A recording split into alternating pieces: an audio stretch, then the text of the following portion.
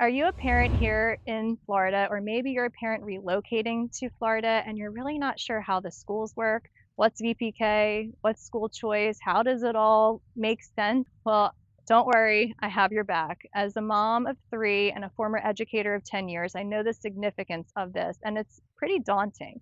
I hope to help provide some clarity in making this move or the start of the school year a little bit easier for you and your family. My family and I relocated here 6 years ago, and when I became a licensed realtor, I wanted to ensure that families understood what these terms were and what it meant. Now, as a realtor, while I cannot steer you to any specific location or away from any specific location, I am able to state the facts, and I hope this provides clarity in helping to make your decision of where to land a little bit easier in terms of schools.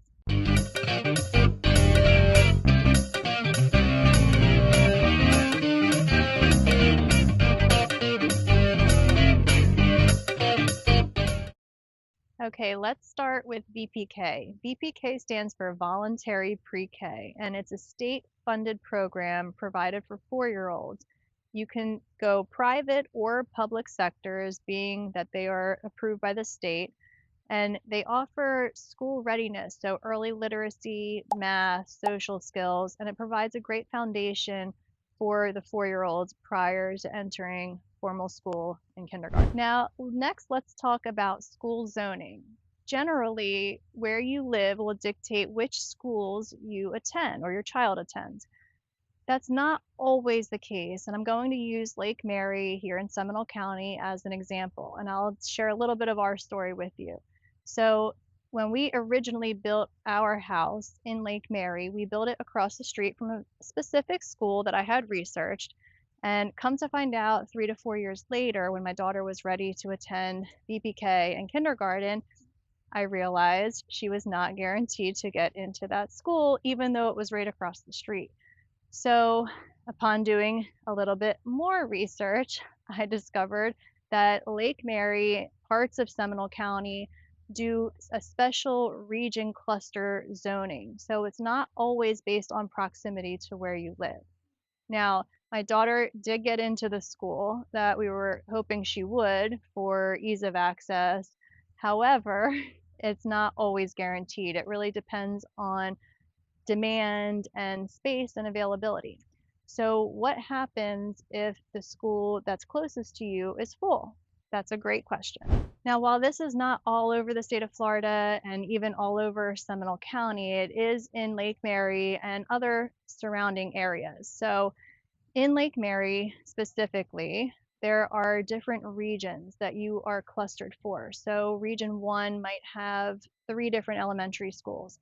And what you do is you go on in early spring and you rank your schools by choice, so 1, 2, and 3. Now, what happens if school number 1, which may be closest to you, or the school that you really wanted your child to get into, is full? I'm going to share with you a little bit of our story as we navigated this process recently. So, we had recently purchased a home in May over in West Sanford. So, it's right on the border of Lake Mary. It still falls into this region cluster zoning. Now, because our address was not secured until May, the lottery had already been distributed in, I believe it was March. So, every 12 weeks, there will be another distribution. So, where we live now, there are 2 public schools that are very close, less than a mile away. One is in our region cluster, and one is not. The one that we selected as number 1 was already full by the time we applied for it in May once we secured the new address. So at that point, my daughter was allotted to school number 2, which happened to be about 15 minutes away on the other side of town. So they would provide busing transportation, but when you have 3 little ones, convenience is really key. So it wasn't ideal. At that point, I had to enroll her into the school she was provided, which was her second choice, and she was then waitlisted for her first choice. Well, needless to say, we went all through the summer. We got to July, and even into the start of the school year, and she's still waitlisted for the school number 1. So, fortunately, Florida does offer school choice and controlled open enrollment. So that leads us to our next talking point. Controlled open enrollment is a program that Florida offers where you can choose, if there is availability, to send your child to another school not based on your residency and where you live. So remember I mentioned there was another school less than a mile away from us.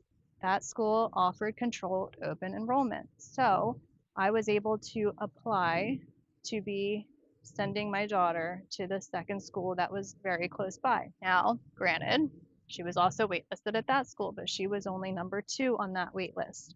So come the end of July, she was able to secure a spot at the school that was our controlled open enrollment choice. Now, there's 2 caveats to this. While this is great because it's ease of access for us as a family of 3, being close to home, or family of 5, I should say, with 3 little ones close to home, my younger 2 are not guaranteed to get into that second school because it is controlled open enrollment. So, with controlled open enrollment, you are not guaranteed to have siblings entering the school with your older children. You are also not provided transportation. So if you should need busing, that is on you. You are not entitled to busing if you're choosing to send your child to a school that's not your zoned school. So with that said, we are now in our controlled open enrollment. When my son begins kindergarten next year, we will go through the same application process. I will apply for him to go to the same school for ease of access. However, there is a chance he may not get in where my daughter is. And at that point, we may need to reevaluate if we will try to apply for our original zone school on time this time. Okay, so now that we've discussed school choice and the benefits of it, it really is a great program that Florida offers. So if your child is maybe more interested in STEM and engineering or arts and drama, then you have choice of which school you may wish to send your child to. And that's a great offering that Seminole County provides specifically, but all of Florida offers. Now, what happens if you cannot get into your school choice and you cannot get into the zoned public school that you were hoping for? First of all, you will always be guaranteed a place, whether it is your number 1 choice or not, depends.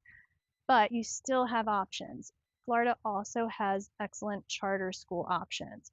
There are 2 really amazing charter schools in our area and are very highly in demand. So as a backup option, while my daughter was waitlisted for both schools, we also applied to a charter school. Charter schools are publicly funded, but they have different requirements and standards. Sometimes they're smaller class sizes, sometimes they have more innovative technology. It just depends on the school, but there are several in the area that are very highly in demand. So we also applied there and again, waitlisted. She was, I think, number 32 for second grade on that wait list. So it really, again, depends on demand. There was no transportation provided for that one either, and that was about 30 minutes out. So it wasn't ideal for us. But again, it's another option. Outside of charter schools, you also have magnet school programs. These schools, as I mentioned before, are magnet schools for specific focuses. So if you are looking for engineering or robotics or STEM heavy focused schools, you might want to look at a school like Goldsboro or Stanford Middle School. If you're looking more for a school that's heavily focused on arts and drama, you may want to look at Millennium and so forth. So there are various schools that have career-oriented focuses to help kind of guide what might best serve your child's interests. So there are a variety of different fields and focuses throughout magnet schools that really help to guide your child based on his or her interests. Now, if the public sector is not for you or your child and you don't feel that it's best, maybe you're interested in a Christian-based or faith-based school, or maybe you're interested in a private school or homeschooling even. There are virtual school options as well. Florida really has you covered. With the faith-based and private school sector, there is a program called Family Empowerment Scholarship that children are able to apply to receive about $8,000 annually toward a private institution. So it makes those private school options just a tad bit more affordable. Now, if your child has special needs or maybe requires special therapies, you can also apply for the Family Empowerment Scholarship for students with unique abilities, and that will also be an opportunity to get expenses covered for additional therapies and so forth. Now, one last item I wanted to touch on is our Bright Futures and in-state tuition, because what happens when you complete your K-12 education?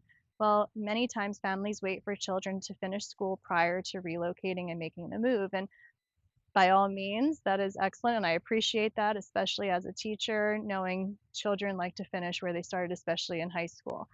However, I do want to touch on what Florida has to offer. There are in-state schools. One very close to us is UCF, University of Central Florida, among many others. And these schools, especially state schools, have very reduced and discounted tuition plans for students who are in-state residents. Whereas if they move to Florida after their senior year and decide to go to college down here in Florida, they may be paying the out-of-state tuition expense, which can be 3.5 times more. So it's something to consider. You do need 12 months consecutive residency prior to attending the school to get the discounted rate. However, it is food for thought prior to making that move or holding off on that. And many public schools here offer AP courses and dual enrollment into college. So depending on how your child performs in these classes, they can get credits toward colleges early. There's also a Bright Futures program, which offers scholarship incentives for children who achieve certain GPA, meet voluntary requirements, and so forth. But hey, when you're a parent saving for college or a student saving for college, it all adds up. So Florida offers a wider range of schooling preferences and choices and options, and I hope you're a little bit better prepared now to navigate those. And if you are in the market to relocate and you're interested in learning a little bit more about top school districts in Florida, I'll link that video here.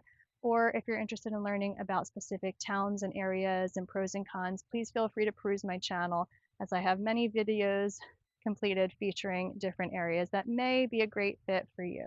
If you are looking to make the move to Central Florida, I would love to help support you on your home search journey and help make that process a little bit easier. As always, thanks for watching. If you'd like to connect, my contact information is in the description below. And if you'd like to learn more about living here in Central Florida, be sure to click that subscribe button as well. As always, thanks for watching, and I'll see you next time.